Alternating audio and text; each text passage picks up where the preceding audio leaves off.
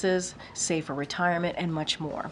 Now turning to the latest in California wildfires, President Biden and Vice President Harris convened their team over the weekend to receive the latest updates on the firefighting and how federal resources are supporting the state and local efforts. Local, state, and federal firefighters continue their fire suppression and containment efforts across Los Angeles. They are making progress, but to be clear, the situation remains extremely active, especially as winds pick up again. These firefighters and other emergency personnel are heroes. Many have lost their own homes and belongings and are working day and night to protect communities that remain at risk. At the President's direction, hundreds of federal personnel, including aerial and ground support, are in California to assist with firefighting efforts and to help communities. Hundreds of firefighters from neighboring states, including Arizona, Oregon, Washington, Utah, Colorado, Idaho, New Mexico, and Texas, have also traveled to Los Angeles to help. Amidst the devastation, we are also seeing bright pockets of hope and community as neighbors help neighbors by donating food, clothes, coffee, hygiene products, diapers, formula, and much more. Volunteers are working around the clock to organize donations, old and new, and Americans across the country are coming together to help those in need. The best of America shines through, even in the darkest moments. Later this afternoon, the President and the Vice President will be briefed by key federal officials. Our administration remains laser-focused on helping those impacted, and we will continue to use every tool available to support the firefighting efforts. And finally, before I turn it over to our National Security Advisor, Jake Sullivan, I just want to acknowledge April Ryan, who has been covering the White House for 28 years as of today. Thank you for your service and congratulations on this milestone as one of the longest-serving Black White House correspondents. I always appreciate your... Okay, yes, ma'am. Correct. Correction made at the podium. The longest-serving Black White House correspondents. Congratulations. We always appreciate your tough questions, our back and forths, and your persistence in this room. And so congratulations. And with that, I have our National Security Advisor, Jake Sullivan, to speak more about the foreign policy speech today and any of your questions.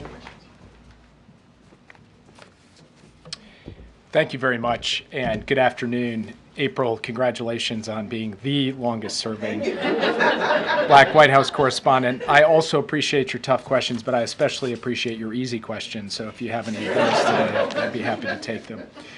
As Karine just noted, later today, President Biden will deliver an address at the State Department on the United States' position in the world as he hands it off to the incoming administration. The State Department, as many of you know, is where President Biden delivered his first foreign policy address in February of 2021. And it was a very different world then. We were still in the midst of a devastating health and economic crisis, with our alliances fraying and fragile, and our competitors and adversaries on the march growing stronger.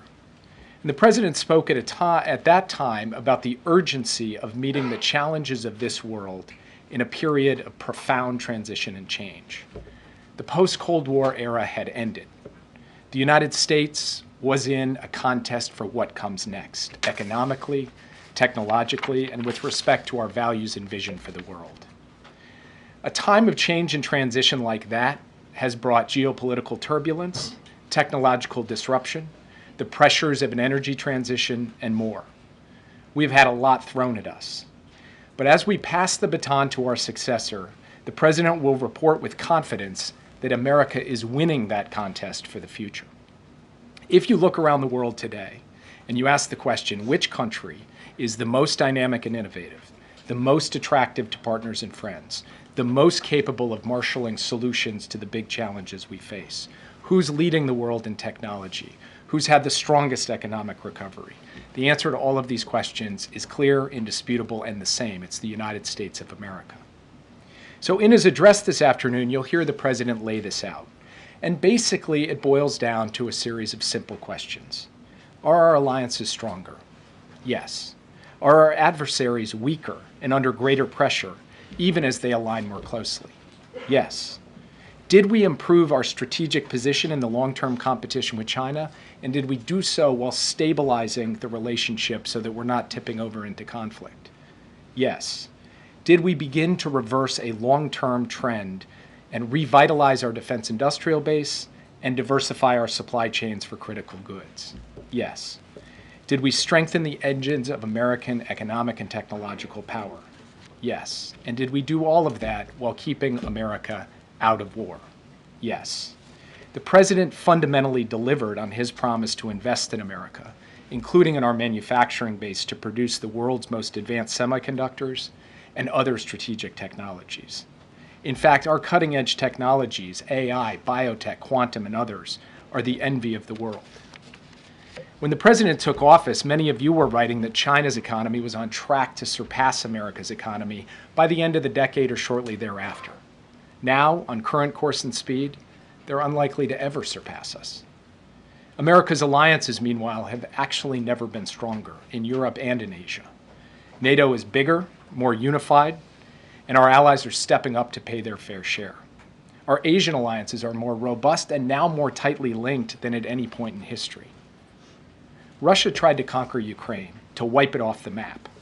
But thanks to Ukrainian bravery and our support, Russian forces are bogged down in Ukraine at enormous cost with over 700,000 casualties in the war. And Ukraine stands free, Kyiv stands free, and Ukraine will emerge from this war a strong, sovereign, independent nation rooted in the West. This has been made possible by the unity of the alliance that President Biden built and rallied, and a massive effort led by the United States on a scale not seen since the Second World War to equip a partner with the military capability it needed to defend itself against a brutal invasion by a much bigger neighbor. Even as we competed fiercely with China, the president actually opened and deepened diplomatic channels with Beijing, including new military-to-military channels that help us manage this competition and prevent it from veering into confrontation or conflict. In the Middle East, we've stood in defense of our friends and we've stood up to our enemies. We built and acted alongside an unprecedented coalition to directly defend Israel in the face of Iranian aggression. Iran is now at the weakest point since 1979. There is a ceasefire in Lebanon and the possibility of a new political future with a new president. Russia and Iran's lackey in Syria, Assad, is gone. And we are now at a pivotal point in the negotiations for a hostage deal and ceasefire in Gaza. The president spoke with Prime Minister Netanyahu yesterday and just got off the phone with the Emir of Qatar. He'll be speaking soon also with President Sisi of Egypt. We are close to a deal, and it can get done this week. I'm not making a promise or a prediction, but it is there for the taking, and we are going to work to make it happen. Now, there are serious and ongoing challenges in the world. The Houthis continue to represent a clear and present danger. ISIS is trying to use the fall of Assad to regenerate after years of sustained pressure and the degradation of its networks. North Korea remains the same menace it has been for many years across many administrations. China's cyber attacks are a continuing threat, and more. But we have the capacity and the wherewithal and the friends and allies to meet these challenges.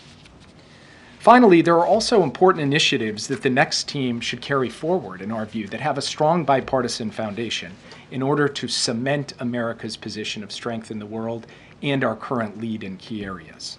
The work we've started to revitalize our defense industrial base, the steps we've taken to protect America's foundational technologies from being used against us by our competitors, the major global infrastructure initiative that provides a long-term alternative to China's Belt and Road.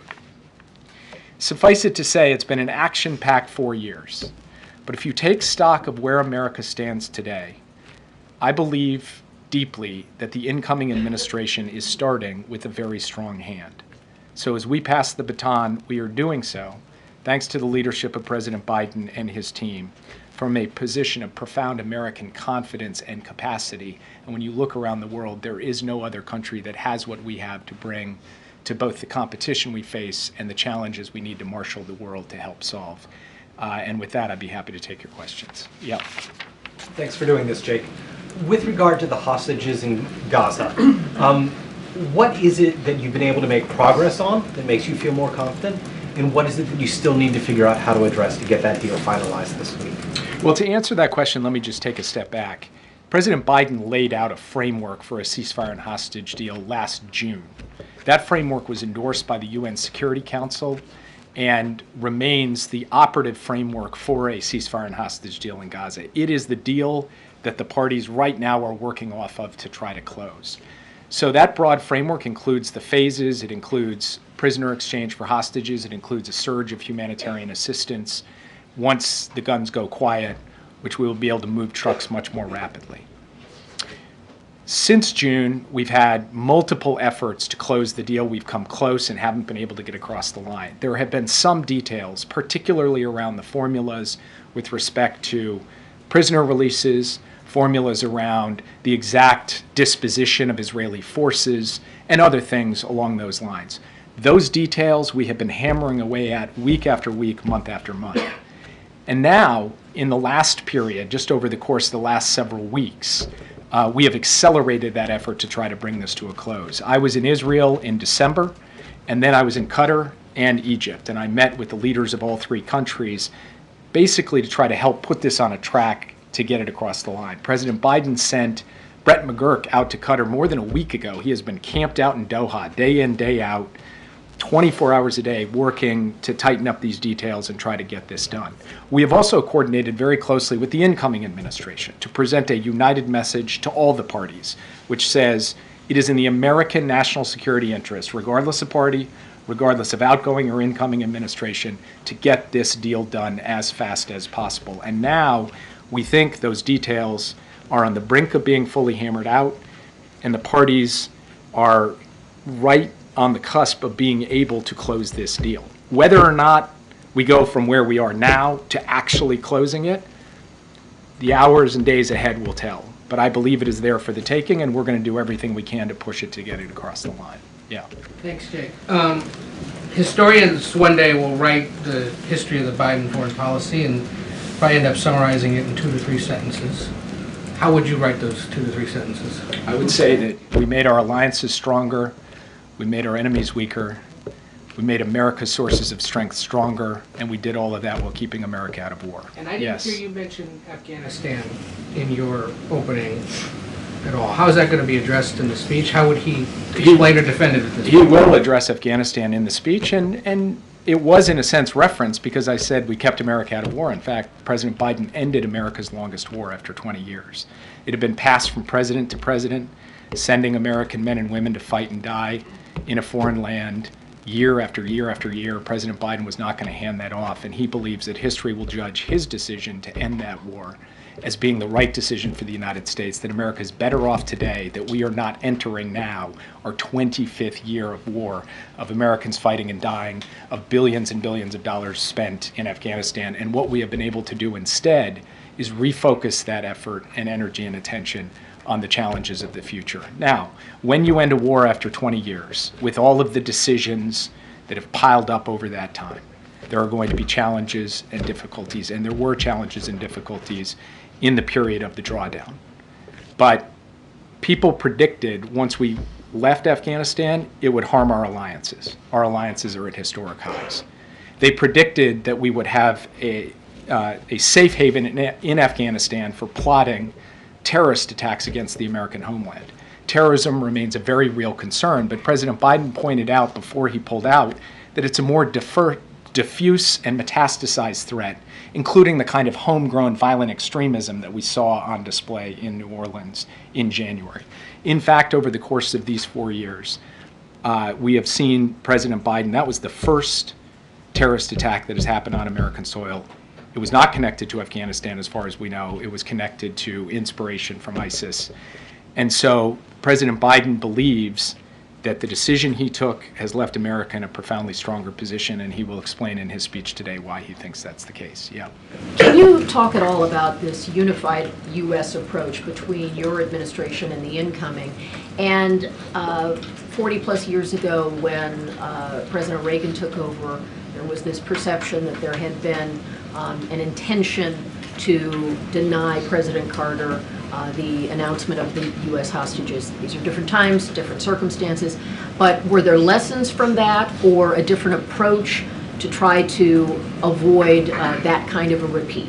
What is the unity piece? So I don't think that that was primarily the thing on President Biden's mind when he directed us to start working intensively with the incoming administration. What was on his mind is we're in this period of change and transition, and we can't have anything miss between the cup and the lip in the handoff between our administration and the incoming administration. So he told us, he told me, sit down with your successor as soon as you possibly can and start working through and mapping out what they need to know and how we can work together in this period of transition to put ourselves in the best position possible. And in fact, we've seen in the context of the Middle East that we have coordinated on common messaging around the ceasefire in Lebanon. And we are coordinated, very closely coordinated, including with Steve Witkoff and Brett McGurk, around trying to bring this hostage deal to a close. And it's because there is a spirit being brought to this work which says these are not partisan issues. These are American national security issues. And it's the kind of spirit that President Biden has brought to this job from the very beginning, that set the politics aside, do what's right for the country, and have our team work with the incoming team in that regard. And I have to say, our coordination thus far, the engagement we've had, it's been professional, it's been deep and substantive. And yes, we disagree on a lot of things. And I'm sure that in the months ahead, I'll have my share of criticisms, just as Mike Waltz has had his share of criticisms of me. And this is not about us seeing everything exactly the same way or coming at things from the same perspective. But it is about a shared view that a time of transition is a time of risk, and that it is critical that we close ranks as Americans to say, no one can take advantage of us, but we will try to take advantage of every opportunity available to us in this critical period. Yeah. Are there any assurances in the latest iteration of what's being discussed in this hostage and ceasefire deal? Are there assurances that the Americans who are alive will be released as part of this phase of releases? So obviously we have been focused on ensuring that all of the Americans ultimately come home. That is part of the objective that President Biden set forth. It is part of the phases of this hostage deal that all of the Americans come home. Now, what they are working through and hammering out are the details of the precise sequencing of people coming out over the course of the weeks and months of this deal. That's getting hammered out as one of the final details, but a paramount priority for President Biden, as for the incoming team, is ensuring that we ultimately get all of the Americans reunited with the families, and the remains of those Americans who have tragically passed away are also brought home so that they can get the proper burial that they deserve. So would they be in the first phase? So, like I said, the details of how exactly this is going to play out are being hammered out in the end game, and I can't report to you exactly how it will play with each of the Americans. Yeah. Jake, thanks for being here. So just real quickly on the Gaza hostage situation, how many of the 98 hostages that are still held are believed to be alive, all 98? I have to refer you to the Israelis, who have been taking the lead in terms of characterizing their best assessment, which is combined with our best assessment of the answer to that question. We have a good sense, we believe, with respect to the Americans, but in terms of that broader universe, particularly the Israeli hostages, they'd be in the best position to answer your question. That's right, Jake. Yeah. I just wanted to ask you another question that has to do with the timing and the sequencing of some of the things that the administration has been announcing. We've seen oil prices jump as a result of the tightened sanctions. Was there any, and then we've got other things happening now, sort of new restrictions on AI and chips that are all coming in the kind of final days of this administration. Can you say a word to your thinking about the timing, and then also, whether you expect from where you sit right now that oil prices are going to stay high and that American consumers will sort of bear the brunt of that decision? Well, first, remember that when the Ukraine war started in those early months in 2022, oil prices spiked way above $100. The price environment for us to put sanctions on Russia's oil sector at that time would have meant a really significant hit to the American pocketbook and the American consumer. The price environment today is profoundly different. You said spiked. Actually, oil prices today are significantly lower than they have been over an average in the past few years. So actually, we have just a fundamentally different price environment, and that is the reason for why now. Because President Biden was not going to impose sanctions on Russia's oil sector if it meant an undue burden on American working families. He does not believe that the action he took places such an undue burden on them. And he believes, as you project out over the course of 2025, on supply and demand, that the oil market is very well supplied, that oil prices will stabilize in a place that does not impose undue burdens on American consumers. And that on the one hand, we can hit Putin's pocketbook without, on the other hand, taking too big a whack out of the American people's pocketbook. That was not an opportunity available to us 1 year ago. It is now an opportunity available to us, and that is why the president took this decision. The other point that I would make is that the new team is setting up for a negotiation. And in a negotiation, you need leverage. And part of that leverage has to come from the kind of economic pressure that makes Putin see he's going to continue to pay a significant price economically. And so this is also in service of an effective diplomatic outcome that will produce a just and sustainable peace for Ukraine. With respect, I mean, did you coordinate that with the incoming team? I'm not going to say we coordinated it, but we informed them of what we intended to do because we were trying to maintain transparency through the transition and share with them the actions that we are taking in advance so that they aren't surprised by any of them. That also goes for the AI diffusion rule. Again, not coordinated, and I don't want to suggest that, but we're transparent with them about the steps in that regard. We have been working on that issue for going on a year now. It is a complicated question because we're trying to strike the right balance between ensuring that the frontier of AI stays in the United States of America and our close allies, while also ensuring that the rest of the world can benefit from AI and get the hardware that they need to power AI applications going forward. So that balance required a huge amount of work and back and forth and many principals meetings, conversations with the president. It ultimately came together towards the end, but we've been telegraphing for some time that this rule was coming, and the key for us was making sure that we had it in place. But we also set up a 120-day comment period so that we're not putting the next administration in a position where they immediately have to start moving out. They can take comments and they can make judgments at that point about what the best way forward is. We think this is, in a bipartisan spirit, the way to best preserve and protect America's lead when it comes to artificial intelligence. Yeah. Thanks. Two questions. First, can I go back to something Josh asked at the outset, which is why you all believe that this ceasefire deal is sort of near its ending point, near the finish line. Can you offer some additional specificity about what has changed? Because I feel that we have heard you all express a level of optimism many times at various points over these last several months.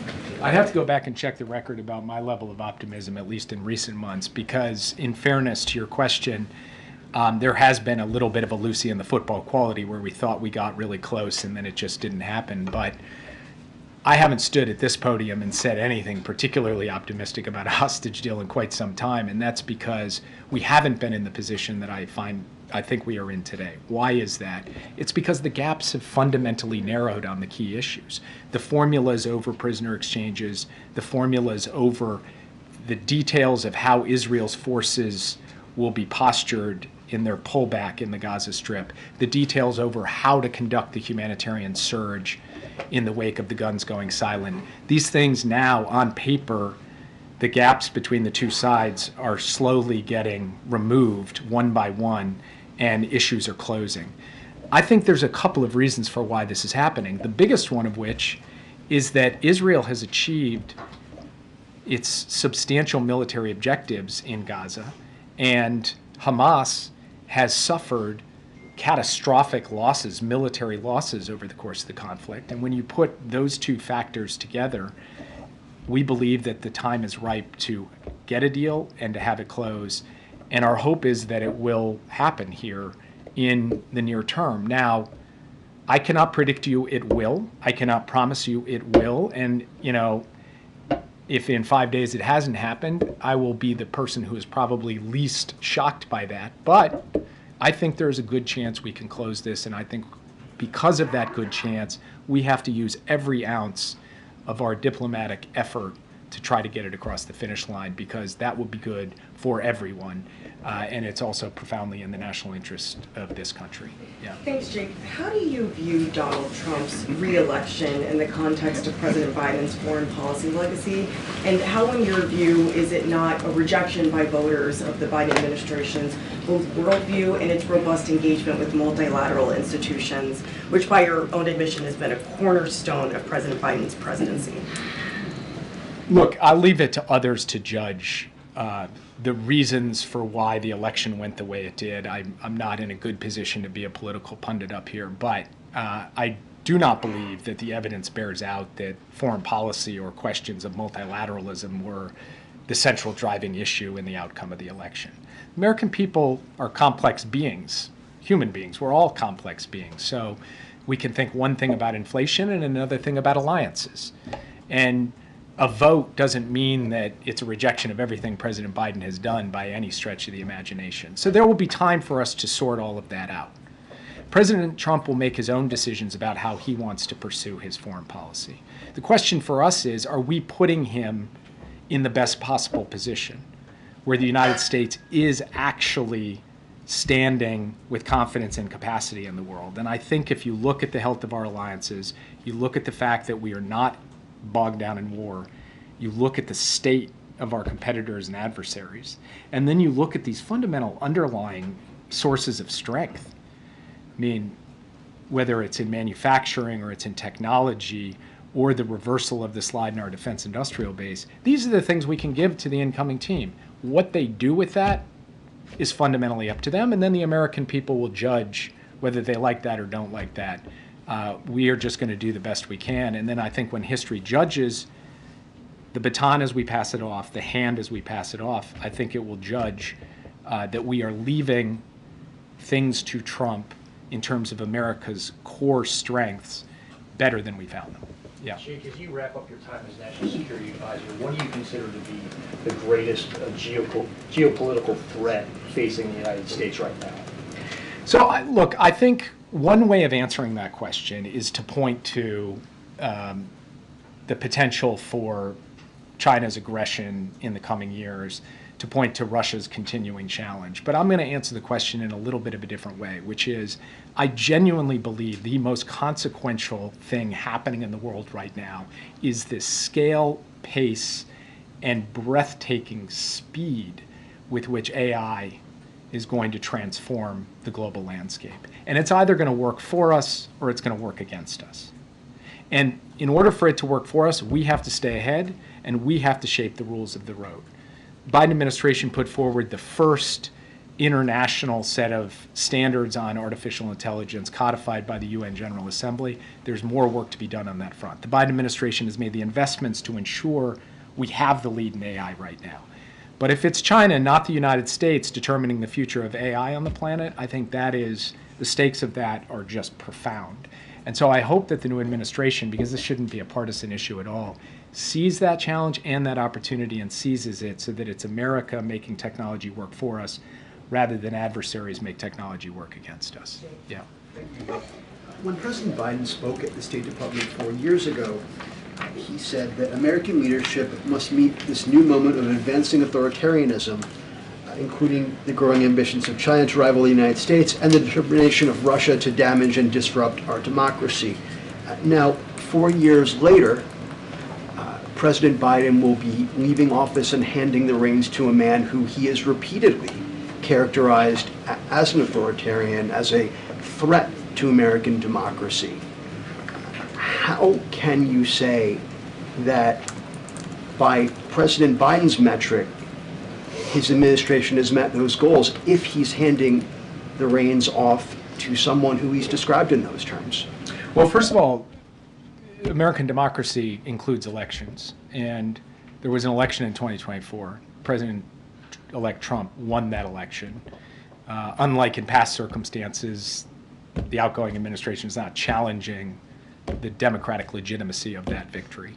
President-elect Trump won the election. So that's point one. Point two, you mentioned China and Russia. You know, I'm obviously biased, but I just think an objective read on the situation from when we come into today, about the position of the United States in the long-term competition with China. If you look at 2021 and you look at 2025, we are much better positioned than we were 4 years ago. And we are supporting our friends and allies in the same way in both the Indo-Pacific and Europe as well as elsewhere. And when you look at what we have rallied to push back against Russia's desire to remove a major country from the map in Europe, we have said we are going to stand up to Russian aggression in a serious way. Now, what comes in the period ahead with respect to America's democratic institutions, the choices of the incoming team, we will have to see. I can't judge that in advance. All I can say again is what we are giving that team and what there is to be able to work with, and that's what the president will reflect on today. One follow-up. AP reported recently that the incoming team under Representative Walz is asking career civil servants, detailees, who they voted for in the last election. Is that an appropriate question that civil servants should be asked? I have not heard that directly from Mike Waltz or from anyone on the incoming team, so I'm not going to answer what seems to be speculation in the media. What I will tell you is this, and I mean this from the bottom of my heart. The National Security Council staff is made up of career professionals by and large. There's a small number of political appointees who will leave when this administration leaves. But the overwhelming majority of the NSC staff are career professionals from the Defense Department, the intelligence community, the State Department, the Energy Department, the Department of Homeland Security, across the board. These are patriots. They are people dedicated to the national interests of this country, and they have served without fear or favor for both Democratic and Republican administrations. And many of them have raised their hands to say, I'm ready to stay and keep serving. From my perspective, when we inherited the team from the Trump administration, I said, I want those patriots. I want those people working for us, regardless of their political affiliation. The incoming administration will have to make its own decisions. Yeah.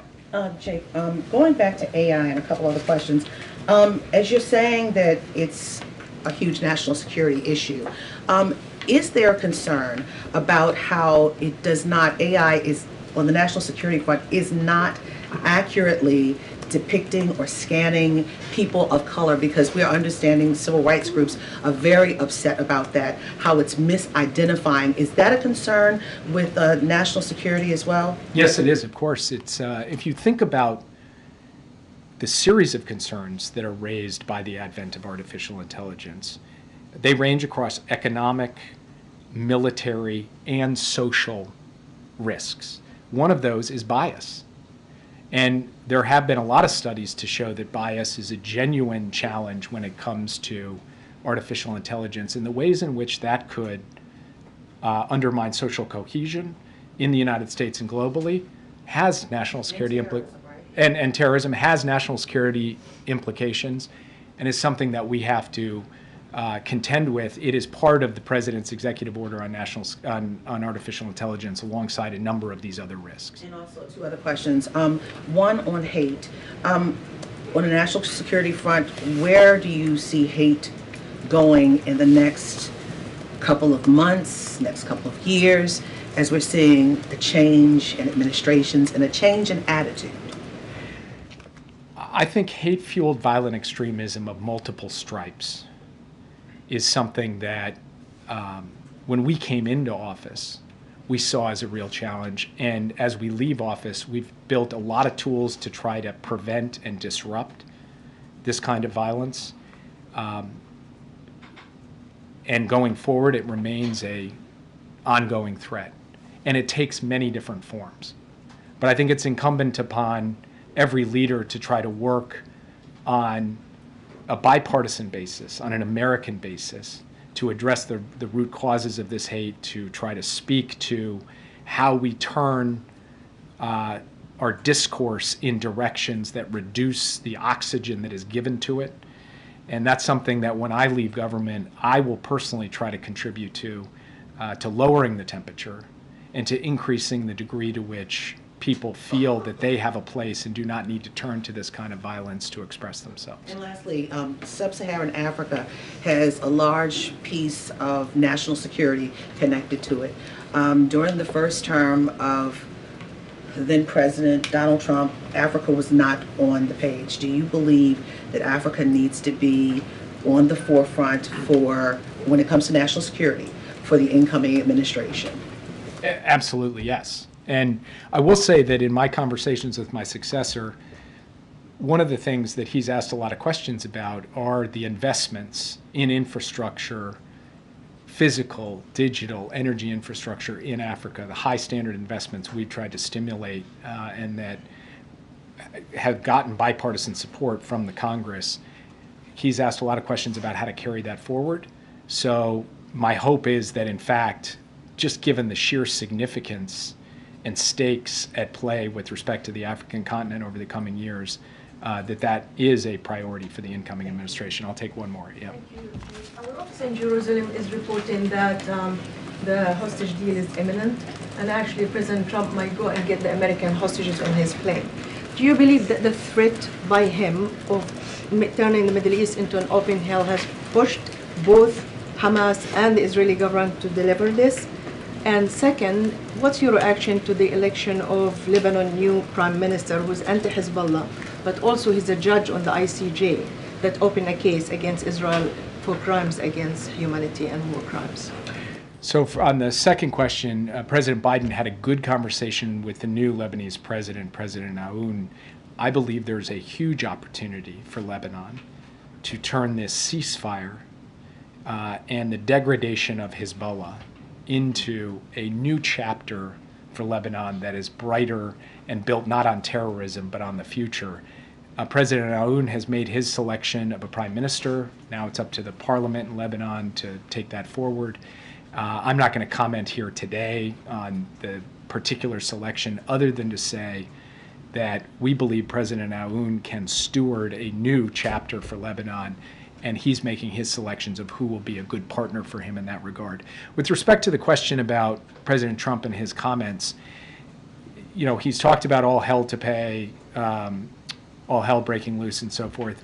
One thing I would observe is that if you're Hamas, all hell has been breaking loose on you for 14 months. The Israelis have destroyed their military formations, taken out their top leadership, removed their military capabilities in, you know, significant dimensions. So the Israelis have not been holding back when it comes to going after Hamas, and I'm not quite sure what it would mean to add further military pressure to Hamas beyond what has already happened. But I do believe that the consequence of all of that degradation is that we are finally at the point, both from Israel's perspective and Hamas's perspective, where a deal could come together. And then deadlines matter. And trying to drive to do this towards the end of the Biden administration is focusing the minds of people. And we are coordinating closely with the incoming administration to make maximum use of this particular period to get this thing done. So I'll leave it there. I just will say one last word, which is, I hope this is my last time at this podium, at least for a little while. I don't mean that in a negative sense. I mean, the only thing that would bring me back is an unexpected event in the next few days, which, as you all know, is totally possible given everything you've seen over the course of the past years. But if it is, in fact, my last time before you, I just want to say thank you for what you guys do every day. Thank you for putting up with me. It's been an honor to be able to really try to illuminate these issues through tough probing and penetrating questioning. And can't say I've always enjoyed every moment up here, but I certainly have been privileged to be able to do it. So thank you guys very much. We appreciate you coming. Thank you. People clapping in the back. Thank you, Jake. Thank you for your service, and it's truly been an honor to serve in this administration with you. I wanted to give Jake as much time as possible. We do not have a lot of time because, as you know, the president is going to be heading out to the State Department to give his final speech on the foreign policy. So trying to figure out what's the best thing to do here. I can take a couple questions, but we are going to have to end in about, yeah, okay. I apologize for that. Okay, Josh, good to see you. Good to see you. Hopefully it's not my last time to see you at the podium. We can do a separate briefing later. Okay. Don't put anything out there, please. Some Republicans are saying Yeah. that wildfire aid should be tied to increasing the debt ceiling. What does the administration make of that, and what are the plans for continuity for people that are wondering about what the next week could hold for them? Yeah, so look, I'm not going to get into these hypotheticals and potentials of policies and what's going to happen moving forward. We are very much focused on what's happening on the ground, helping local and state officials, and certainly we see what the brave firefighters are doing to trying to contain these wildfires, protecting lives and property, and it has been just amazing to watch this certainly unprecedented event. And so what we're going to do on the federal level, as you've heard this president, we've read out calls that he's done, briefings that he's done. You've seen him in person, take questions from your colleagues about the federal response here. And what we want to do is ensure that we provide every resource available to firefighters, to first responders. And so we will, our commitment right now is to continue to support the communities on the ground through different disaster assistant programs and federal government that the federal government could certainly provide. And so that's our focus. Not going to get into what it could look like down the road. What we want to do is make sure that we are dealing with this unprecedented, horrific, catastrophic moment that we're seeing Southern California having to deal with. And we are very appreciative of firefighters, first responders, and obviously the community that we're seeing on the ground is certainly heartwarming. Hi. Thank you, Karine.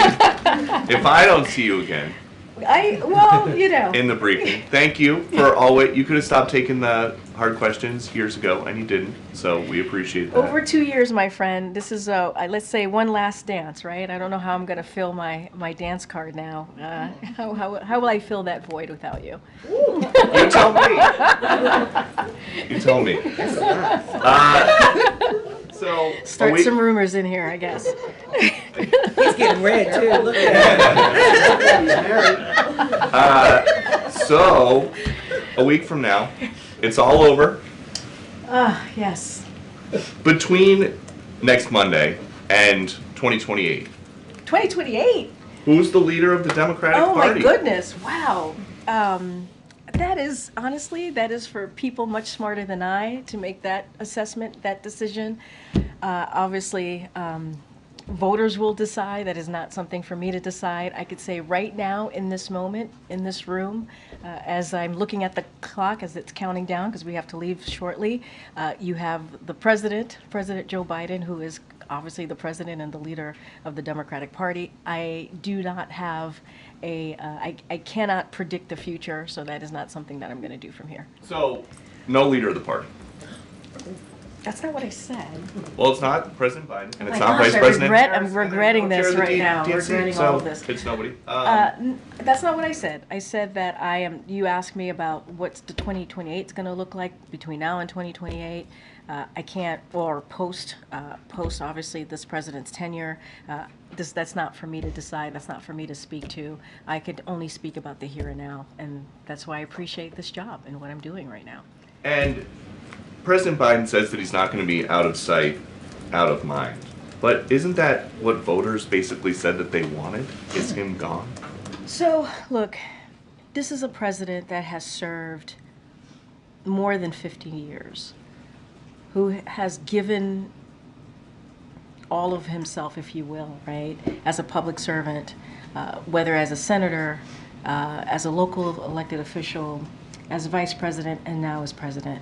I think anybody who has served that long and does it from their heart and soul because they believe this country deserves so much more, they believe that the American people deserve more, and has worked day in and day out, certainly as president in the last 4 years, I think deserves some respect.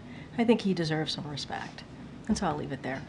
Go ahead, Claire. One quick one on the fires. Obviously, 24 people so far we know of have died in the fires. Has the president reached out or been in touch with any of their families directly? So look, our hearts obviously go out to the families who have lost a loved one in these devastating fires, and certainly the victims in the community out there.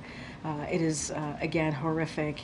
And as you know, and you all have been reporting this, local officials obviously confirmed additional deaths over the weekend. And so the president, I don't have any calls to read out as the president has made to two families. Right now, the president's commitment, and you're going to hear him in a couple of hours when he returns from the State Department, where he does a wildfire briefing with his team. What we're trying to do is use every resource available so that we can help respond and certainly save lives. I'm going to let certainly Los Angeles County speak to the numbers and how any information that they may have. I don't have anything right now to share on any conversations that the president may have done as it relates to families and victims. But it is devastating, and we're doing everything that we can to offer up resources on the ground. As you know, we've been talking about this. I know. One more. Go ahead. Thank you, Karine.